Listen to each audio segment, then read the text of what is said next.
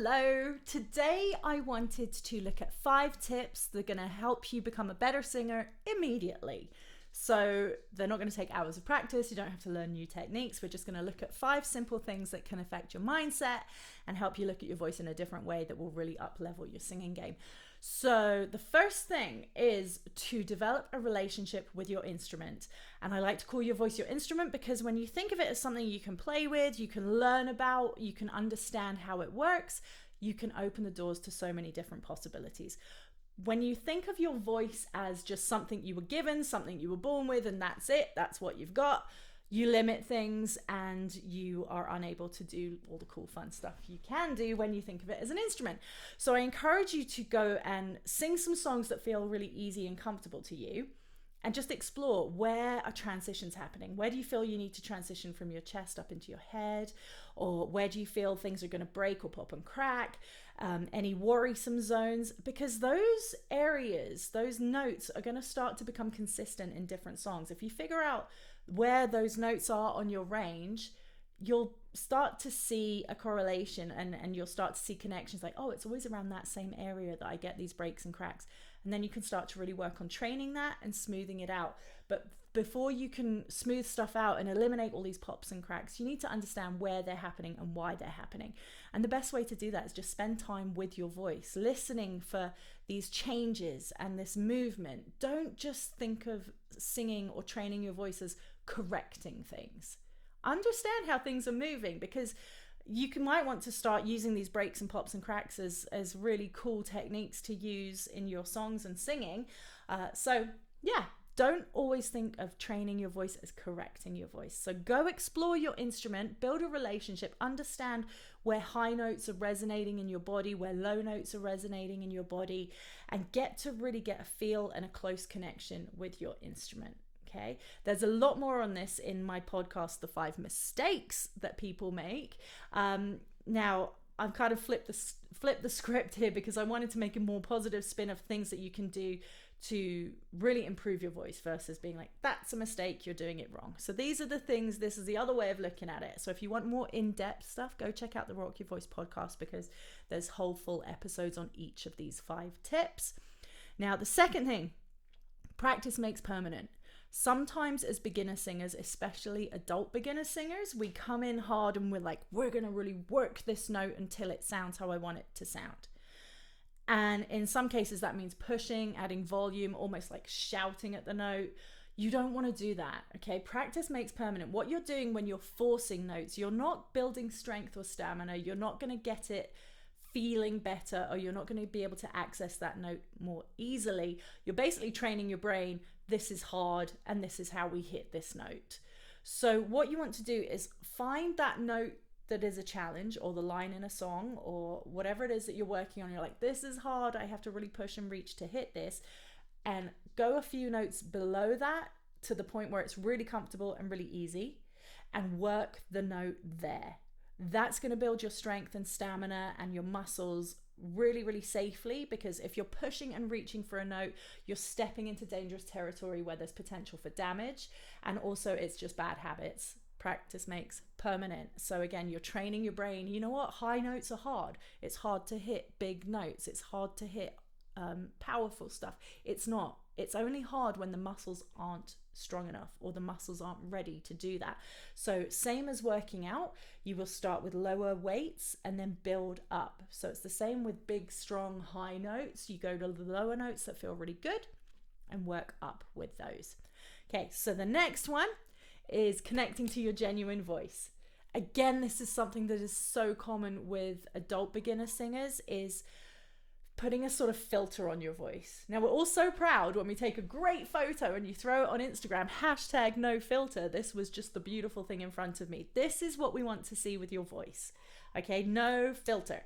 That's what's going to bring out the magic in your voice too, because no one else is ever going to be able to sound exactly like you. Okay, so this is where we find these genuine tones that are going to make your voice unique and interesting.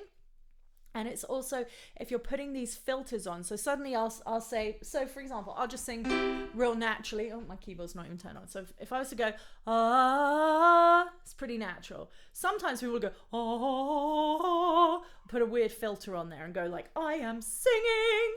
And that just is so much more extra effort, so much more extra work for the mechanism here. Now, here's the thing. These filters and these stylistic add-ons are great once you've got your foundation locked in, okay? So if you're a beginner singer and you're still trying to discover what your voice even sounds like, what does my natural voice sound like? Think like your speaking voice. So for example, I would say, hello, my name's Emma, and just sustain it. And then go, hello, my name's Emma. I'm not going to go, hello, my name's Emma. Start doing weird stuff to it, okay? So just go from speaking and sustain it into a melodic kind of hum or a note, and that's going to stay in a real speechy level, and it's going to stay really natural and genuine. You might not find it sounds pretty yet. You might kind of feel, oh, I want to hide this, because it's really vulnerable.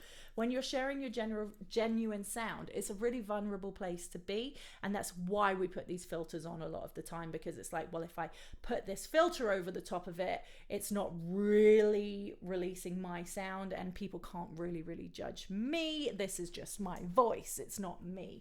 Whereas if you sing with your genuine voice, it's you, and that is the beauty of singing. That is what we're looking for with singing, okay? So again, all of this goes into much more detail on the podcast, the Rock Your Voice podcast. I'll put links down here in the notes. So if you want to check this out, it's kind of more of the flip side of it. What happens if you don't do this? So those are the 5 mistakes. This is more the 5 things that you should do, the 5 tips. So the 4th one, overthinking. Now, as you improve, and this is, I say it's funny because it actually is quite funny. When I work with singers who have picked a challenge song or a song that's like, I really would love to be able to sing this, but I find it really hard. Then after a few weeks, something happens. The song is suddenly easy for them to sing.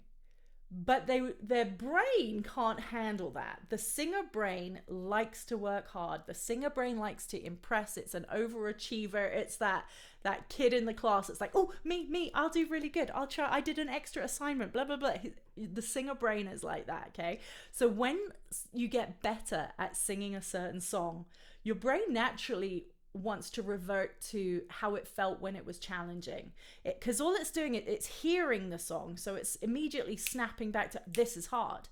So the brain will start to add elements and muscular tension to kind of keep it in that challenging space, just because our brain always wants to be working the voice.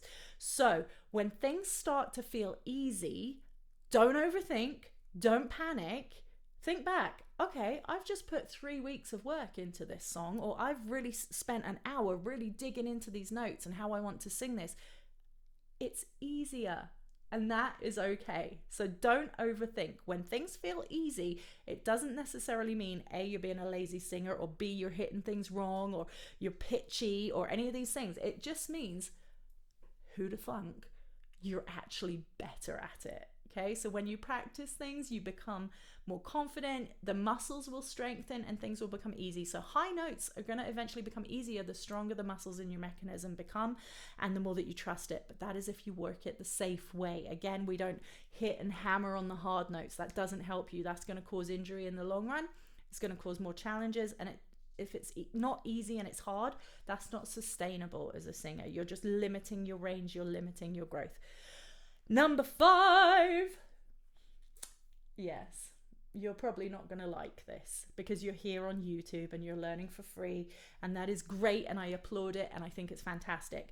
But even if it's for 30 minutes in your entire life, I highly recommend that you do book a session with a coach, because they can listen to things and immediately give you feedback. So if you have doubts, am I doing this wrong? Am I going to cause injury for myself? Am I pushing? Am I straining? Or this feels really easy to me. Am I still doing it right? Or just validation that you're on the right path, or to even get 2 or 3 tips or some really quick exercises that are going to really help you for the next month, 6 months. Okay. The way that I teach is like, it's one session, and then we take it from there. You don't have to sign up for a year to get a couple of results. Okay, I want people to meet me for one session, and then it will be, okay, great, I've got all of these things to go ahead and work on. I can work independently without this person. I've got the validation. I know what I'm doing right. I know what I'm doing wrong. And trust me, if you're doing something wrong, it doesn't take more than an hour for someone to a qualified voice coach to hear that and help you correct it, or tell you, like, stop doing that, let's start doing this. So someone with, you know, qualified will be able to tell you immediately if something is being done wrong, or if there's strain, if there's damage, if there's danger to your voice, because that is the first thing.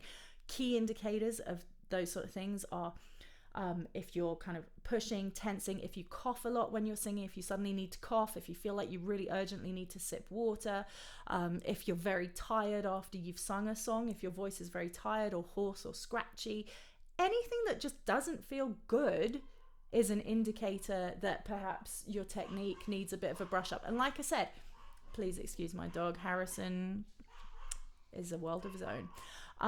But yeah, so if you do need some tips and stuff like that, please reach out, because I really love to help people within the very first time we meet, give you stuff to work on and move along with, and just give you that validation back and forth. I do love the independent training online, the YouTube videos. There's some really great stuff out there, but if you're not doing it correctly and if you're not doing it safely, again, that can go down a very dodgy path. So, you know, shoot me an email, ask me a question, send me a video of what you're doing, and I'm so down to, like, chat on Instagram or whatever at Rockit Vocal Studios. I'll put the link down there. Send me videos of what you're doing, what you're working on. I'll give you feedback. More than happy if you're worried that you're hurting your voice, because the more healthy voices out there, the better. And as soon as you start to do things healthily and safely, your range is going to improve, your confidence is going to improve, your power is going to, everything is just going to improve when you start to do things gently and safely. And gently and safely doesn't mean you can't be doing screamo metal, you can't be doing full on rock. Like, gently and safely just means you're doing it right. Okay, so please reach out, let me know in the comments. Hopefully this has helped you. I'll leave a link down there as well for the 5 mistakes singers make. So remember, number 1, get a relationship with your voice. Number 2, practice makes permanent. Number 3, connecting with your genuine voice. Number 4, don't overthink. And 5, please, I encourage you to reach out to a coach and get some feedback, or, you know, set up a solid training session. I've got online beginners course starting in September, which is all virtual and online, and I've also got a check-in and tune-up training session starting in September too. So I'll put links to all of that down there, so if you want to check in, train up, you know, check in and tune up your voice, do a bit of work on your voice, it's all there for you, and I'm here to help. Please don't hurt your voice, have fun, and yeah, rock your voice, have some fun.